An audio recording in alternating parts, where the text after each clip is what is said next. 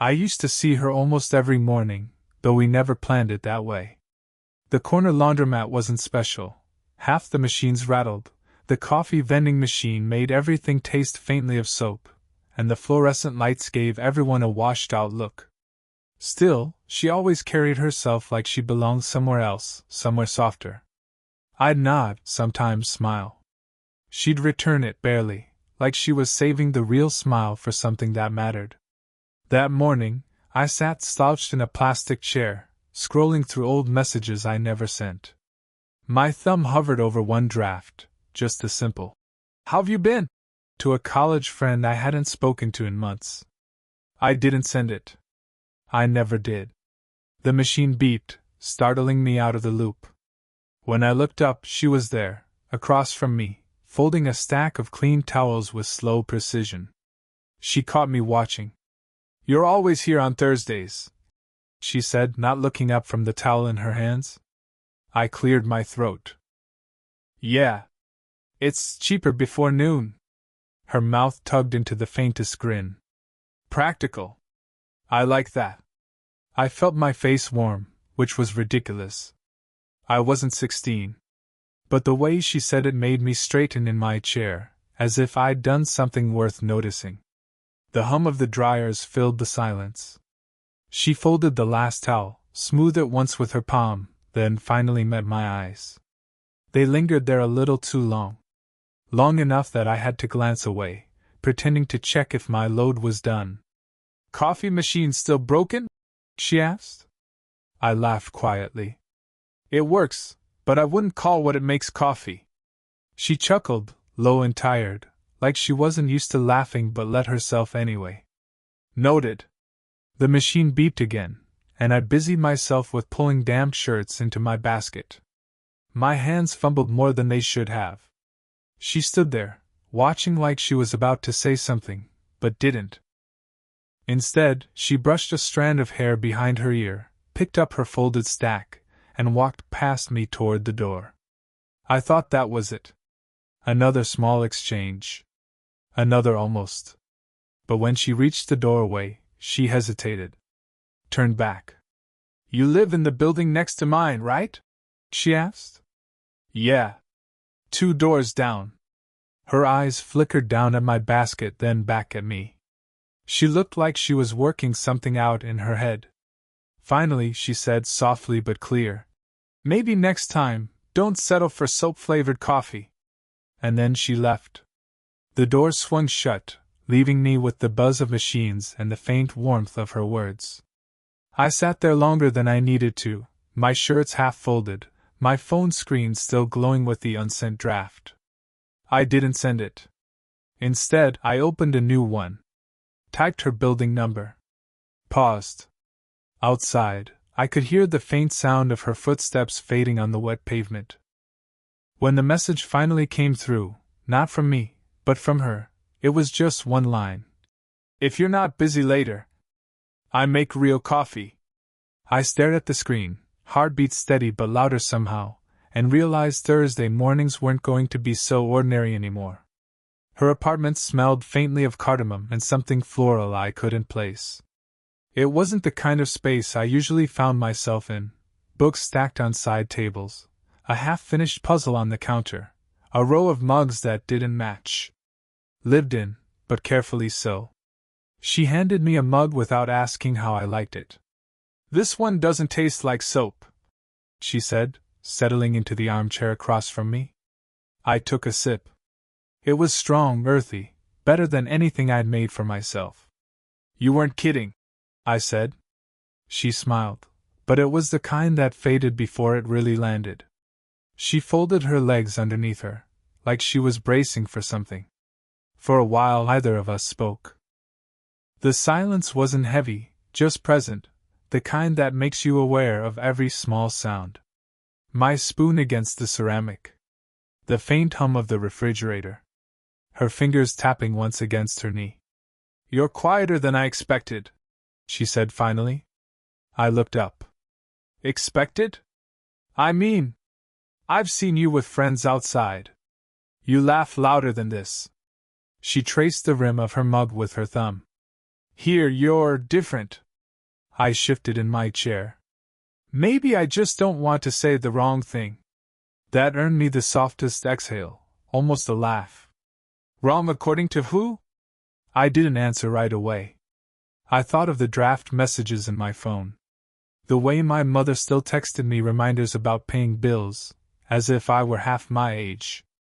The way this woman, my neighbor, mid-40s, the kind who folded her laundry like it mattered, was sitting across from me, watching too closely. Her gaze softened. You're thinking too much. I almost told her she was right. Instead, I said, Do you always invite your neighbors in for coffee? Her mouth curved, but not in amusement. No. Not really. She paused, then added, Not ever. That admission sat between us. More telling than either of us intended. The risk of it prickled under my skin. She was older, not just older, but established. Divorced, I remembered hearing in passing months ago. Someone who had lived through more than I could name. And me, just starting, still folding my life into something that resembled order.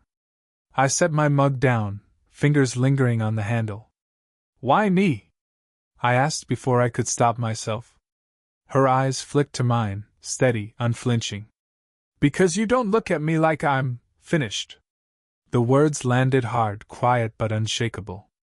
I didn't know what to say, so I didn't. Instead, I leaned forward, pretending to reach for the sugar jar on the table. My hand brushed hers as she slid it closer, either of us pulling away as quickly as we should have. A nothing gesture, really? Just skin against skin for less than a second. But I felt the echo of it long after. Later, walking back to my place, I tried to convince myself it didn't mean anything.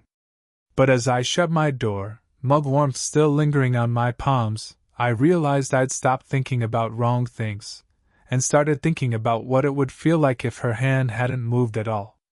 I don't know why that moment stayed with me. Maybe because it felt like someone finally saw me. The rain came suddenly that night, the kind that blurred streetlights into streaks of amber. I hadn't meant to see her. I was only stepping out for groceries.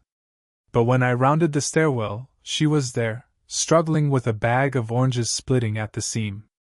Here. I caught the bag before it burst, fruit rolling against the landing. Our hands collided again, more clumsy than before. Thanks, she said, breath caught. The damp from her umbrella darkened her sleeve, her hair sticking in uneven strands against her cheek. I followed her inside without much thought. She didn't stop me. Her living room was warm against the storm outside. She set the groceries down, brushing hair out of her face. I could hear the rain drumming against the balcony window. You always show up when it rains, she said softly, half to herself. I smiled, unsure. Coincidence. She gave me a look that said she didn't believe that. Or maybe didn't want to. We sat, me on the edge of the couch, her across, peeling the ruined net bag apart. An orange rolled between us, stopping at my foot. I picked it up, turned it in my hand. You live alone? The question slipped out before I could stop it. Her hands paused. For a while now. It's quieter that way. She didn't meet my eyes, focusing instead on separating the fruit. Too quiet sometimes. I wanted to say something, to fill that gap, but the words tangled. My throat tightened. Before I could try again, a sharp knock rattled the door. She stiffened. I saw it, the quick lift of her chin, the tightening of her fingers on the orange rind. Through the peephole, a voice carried, You left your mail in the wrong box again. A neighbor. Her shoulders dropped, but the moment was broken. She opened the door just wide enough to take the envelope, her smile polite, practiced. I stayed seated, suddenly aware of how out of place I looked, damp hoodie, restless hands, her space. When she shut the door again, the silence wasn't the same as before. Heavier. I set the orange back on the table. I should probably stay, she interrupted. Too quickly. Then softer. Just until the rain slows. I sat back down. My pulse steadied, then rose again when she moved closer, dropping into the cushion beside me instead of the chair. The distance shrank, her knee almost touching mine, the faint scent of cardamom lingering. Either of us spoke. The television screen across the room reflected us faintly, two shapes angled toward each other, but not quite touching. Her hand hovered near the blanket on the couch arm. Mine, on my knee, shifted just enough that the space between us felt unbearable. Her eyes flicked to mine, then down, then back again. A breath caught. My chest leaned forward, unthinking. But she turned her head at the last second, reaching instead for the blanket, draping it over her lap. Cold, she murmured. And that was it. The moment dissolved. We sat there with the storm outside, close enough to feel the heat of each other's skin, but not close enough to cross the line we'd both almost forgotten was there. We ended up outside together one evening, either of us planning it. The rain had cleared, leaving the sidewalks dark and shining, puddles catching streetlight like broken glass. She carried a grocery bag. I had nothing but my hands shoved deep into my jacket pockets. We fell into step without speaking. Our buildings were only a block apart, yet the walk stretched, as if both of us were slowing down on purpose. "You're quiet again," she said after a while. I shrugged. "So are you." A smile ghosted across her face, brief, like she knew I'd borrowed her own trick and thrown it back. We reached the bench by the bus stop, empty, damp but still inviting. She set the bag down and sat. After a beat, I sat too, leaving a careful space between us. Her fingers rested on the wood beside her, not far. The way they drummed once, then stilled, made me notice my own hands too much. "I shouldn't keep doing this," she said finally. I turned. "Doing what?" She exhaled long through her nose. "Inviting you in. Letting you stay. Making coffee that isn't just coffee." The words dropped heavy between us, though her tone stayed level, like she was reading off a list. I tried to laugh it off. "It's just coffee." Her eyes cut to mine, sharp. "Don't do that." I froze. "It's not just coffee," she continued softer. "And you know it." The street light above us flickered, humming faintly. My throat tightened with words I couldn't push out. She looked away first, toward the puddle at her feet. "You remind me of when I still thought things could start over. Clean. Before all the wrong decisions piled up." I swallowed hard. "And that's bad? It's dangerous." Her voice cracked, just slightly, but she steadied it fast. "Because you'll go on. You're 20-something. You have time. Her hand flattened against the bench. "I don't." Something in my chest lurched. I wanted to argue, to tell her she was wrong, but the words jammed in my throat. Instead, I said, "You don't feel finished." That made her look at me again, sharply. And for a moment, her face softened in a way I'd never seen, like a wall easing, stone by stone. Neither of us moved. My knee brushed hers by accident. She didn't pull away. The night hummed. Cars passed distantly. My pulse beat loud enough that I wondered if she could hear it. Her voice was barely above a whisper. "Tell me, honestly, what do you want from me?" The question hung there, raw and exposed, the air between us taut like a thread about to snap. And I couldn't answer. Not yet. The next few days I didn't see her. Not at the laundromat. Not in the hallway. Not on the usual walk from the bus stop. At first, I thought it was coincidence. Then it stretched 3 days, 4, and the silence felt deliberate. On the 5th night, I passed her building. Her lights were on. A shadow moved across the window. For a moment, I almost knocked. But then I noticed another detail. 2 mugs sitting on the balcony rail, steam curling in the cool night air. One of them wasn't hers. My chest tightened, though I told myself it didn't matter. Neighbors. Friends. A sibling. Anyone. But the thought didn't stick. The next morning, I found her at the mailbox. She looked different, hair tied back, jacket zipped high, eyes avoiding mine. "Morning," I said. She gave the faintest nod, almost like a stranger. "Morning." That was it. No joke about the broken coffee machine. No half smile. Just distance.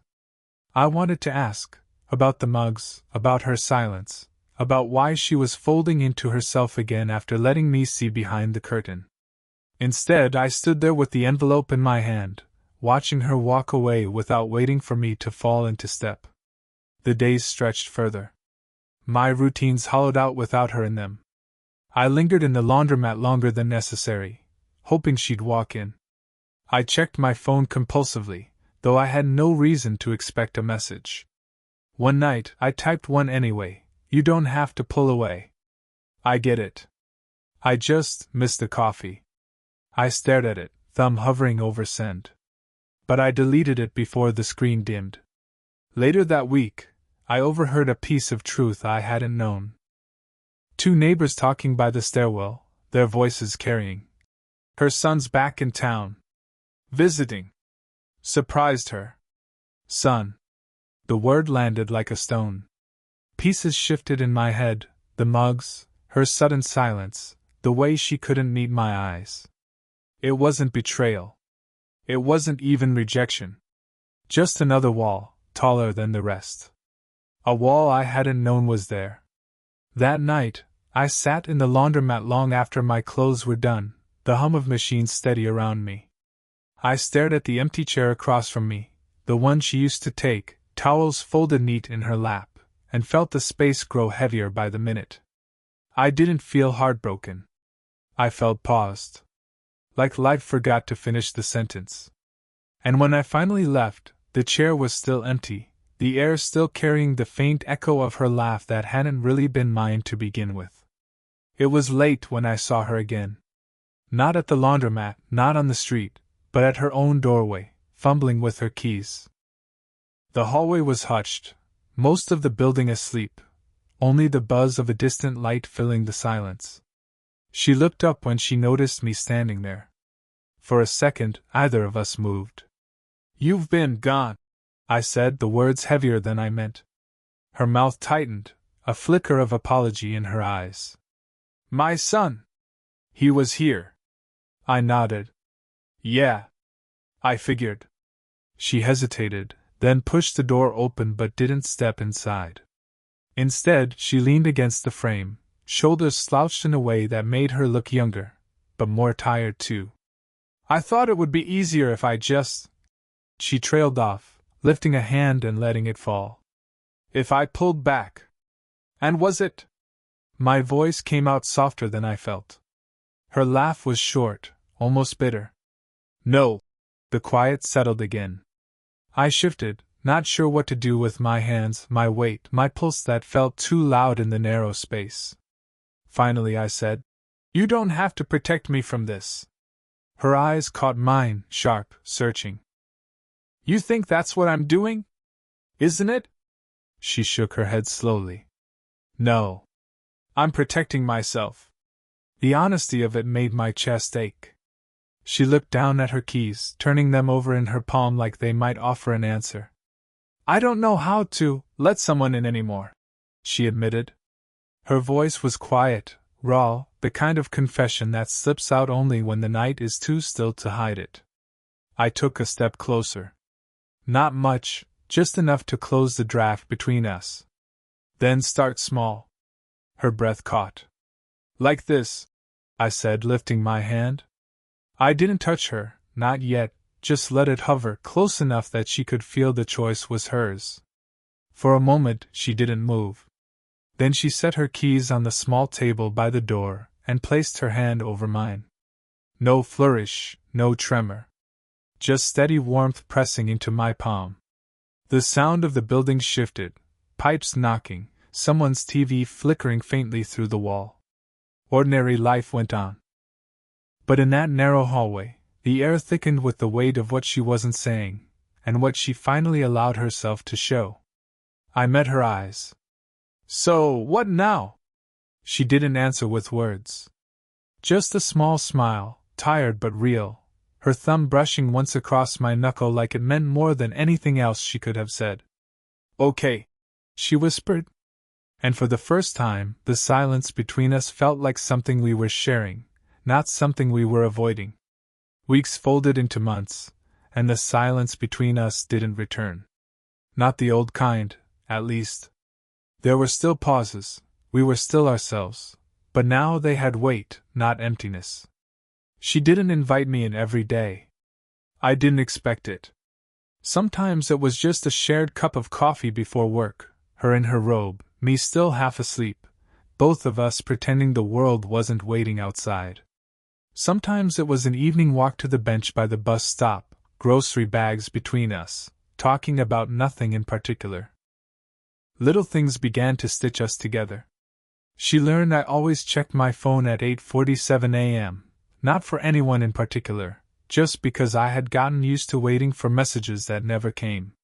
So at 8:47, without fail, she'd slide a fresh cup of black coffee across the table and say, "Your daily reminder you're not invisible." In return, I kept her thermos filled whenever she left early for work, even if I had to run down the hallway barefoot to hand it off before the elevator doors closed. She never said thank you out loud, but the way she tapped her thumb against the lid twice before walking away became our own language for it. Her son came and went.